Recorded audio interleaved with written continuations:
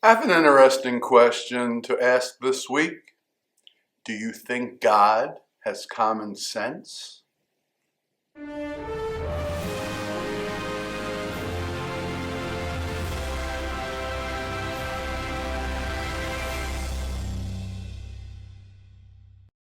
Shalom, my friends. Yes, common sense. Some people have it, and some at least seem to be lacking in that department.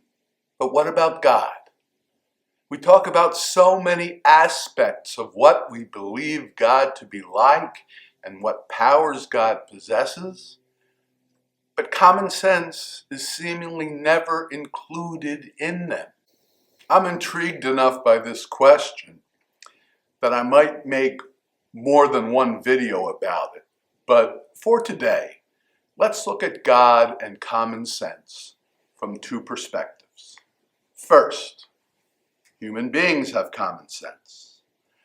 I believe that there is only one ability that human beings have that God does not, and that's the ability to violate God's will. I don't believe that God can be forced to do anything, so therefore anything God does is, by definition, consistent with God's will.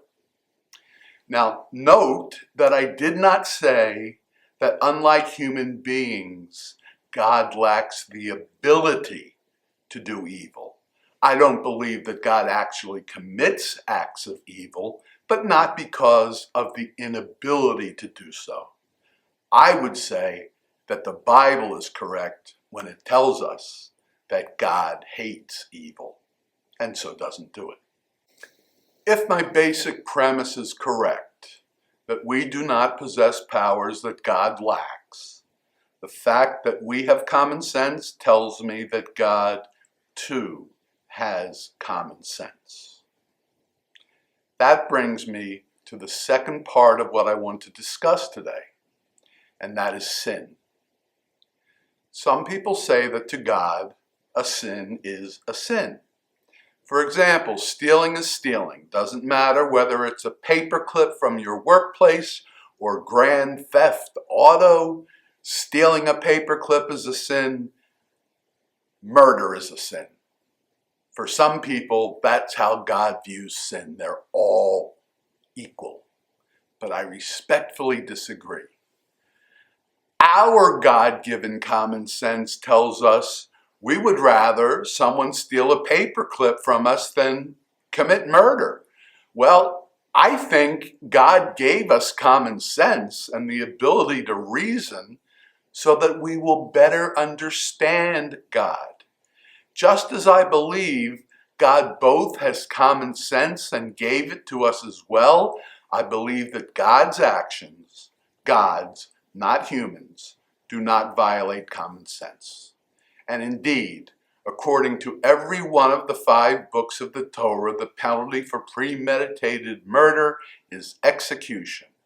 But no one was ever executed, even in ancient Israel, for stealing.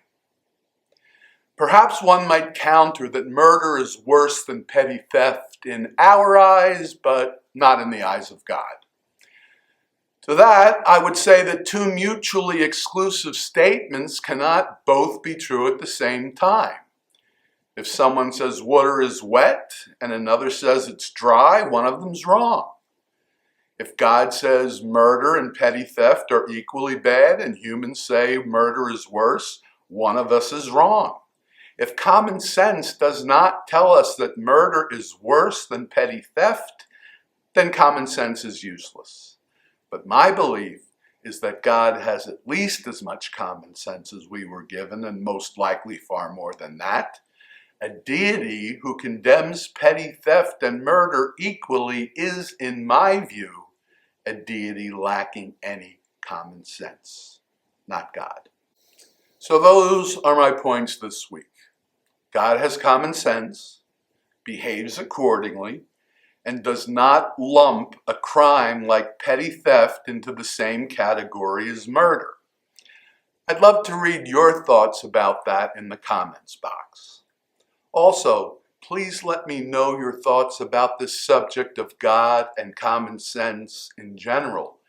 Is it worth another video? Let me know.